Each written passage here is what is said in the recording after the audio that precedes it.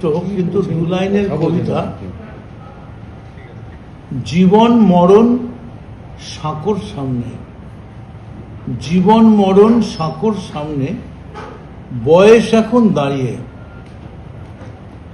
জীবন মরণ সাঁকোর সামনে, বয়স এখন দাঁড়িয়ে। এখন তোমায় বুঝতে হবে কি হবে আর কি হবে না, কোন সাঁকোটা পারাপারের, কোন সাঁকোটা পার হবে না। তো ঠিক জীবনের এই মুহূর্তটাই আমি এসে দাঁড়িয়েছি। সেটা আমি কি করে বলবো বলুন তো? মমতা বন্দ্যোপাধ্যায় রয়েছেন, আর আমি সব থেকে বড় ধন্যবাদ দেব ঋতব্রত বন্দ্যোপাধ্যায়কে এবং বিরোধী দলকে। এরা প্রত্যেকবারই যে যখনই কথা বলেন এরা বলেন মমতা বন্দ্যোপাধ্যায় আমাদের মাথার উপরে রয়েছেন, তার নামেই সব, তার নামেই সব।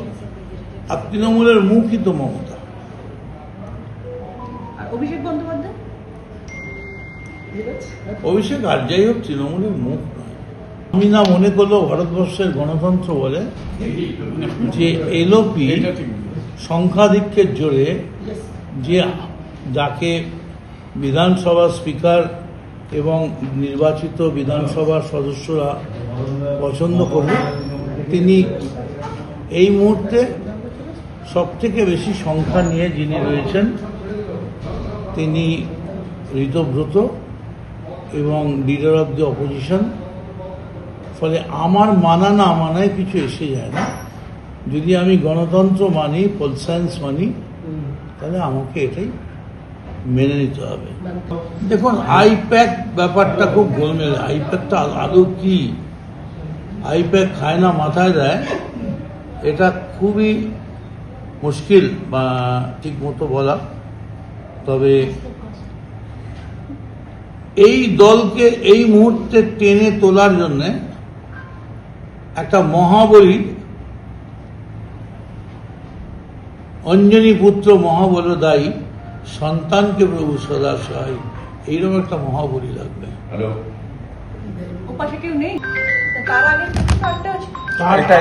তার আগে যেটা আছে,